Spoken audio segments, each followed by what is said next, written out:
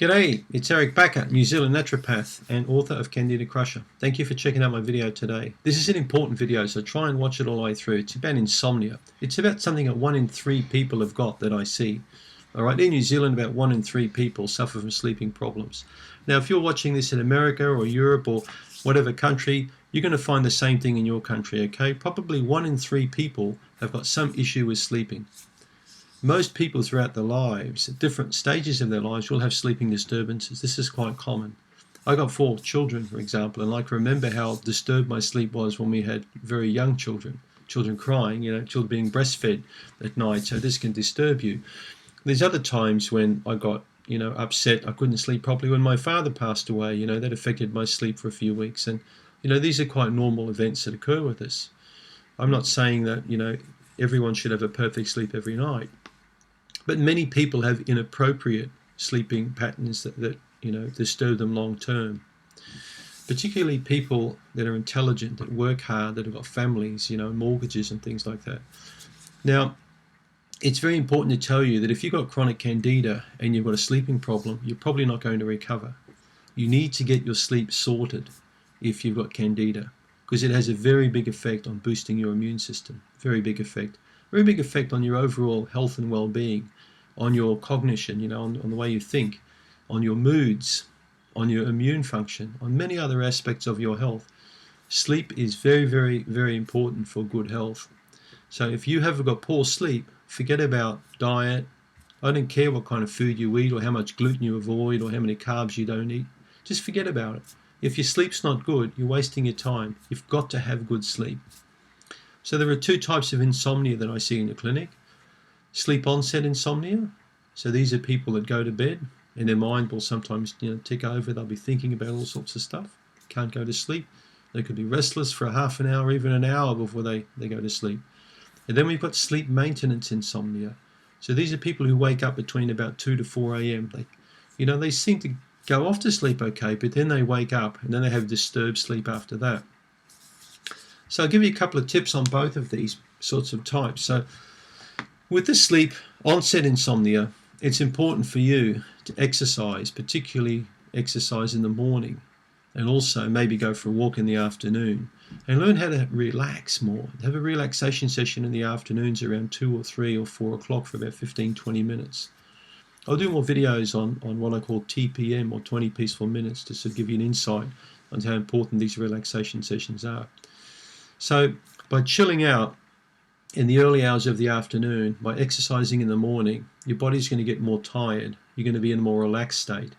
And especially if you get a piece of paper, and start writing down tasks and things that you have to do sometime in the, late morning or early afternoon.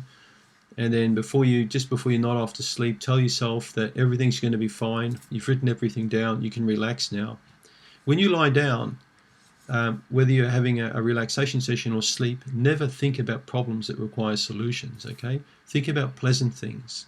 You don't have to think about counting sheep, but think about something nice. And this will often allow your mind to wander, and start preparing itself for the sleep cycle. When you think about problems, it stimulates the production of hormones required to solve those problems. And those hormones can be quite stimulatory, so it's not a good idea to think about problems at all. All right? Think about problems when you wake up in the morning, because that's when your hormone called cortisol is at its peak, usually around between about 7 to 9. And this hormone will really help to sharpen your brain. So think about problems in the morning. This is usually the best time to exercise, the best time to think, the best time to plan is morning, not nighttime. All right? The other thing with the sleep onset insomnia is don't take your iPad to bed. Don't sit in bed with a laptop or watching TV. These are dumb things to do because they're stimulating your mind. Again, you're creating hormones that will keep you awake and fired up. All right? Watching shooting movies or these what I call pedophile serial killer films and all this crap on TV, not a good idea to watch this stuff at night. It just stimulates the brain too much. All right? Drinking alcohol, having caffeine, arguing with people, all these sorts of things disturb you and can keep you, your brain active for hours after. So not a good idea.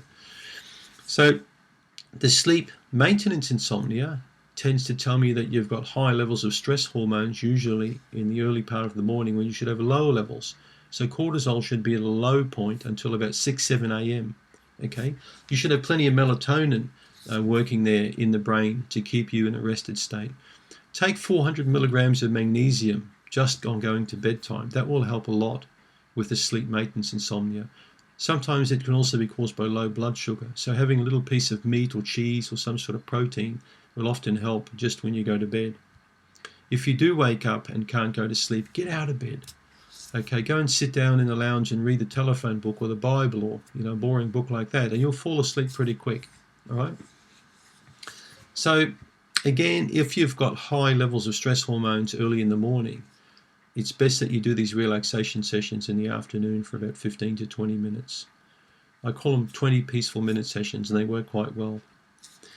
So again, stimulants are not a good idea. Any kind of sleeping problem, just drop the caffeine, drop the alcohol. Don't take sleeping pills. It's easy to become dependent on pills, and it's not good for your long-term well-being. So I hope that gives you a few insights into sleeping problems. Remember, if you can't sleep well, you can't be well. You have to get your sleep sorted. This is a very important video for those who can't recover from Candida and who have sleeping problems. This could be the thing you've been looking for. If you get your sleep fixed, your immune system will power up a lot more, and you'll be able to conquer this thing a lot more easily. Thanks for tuning in.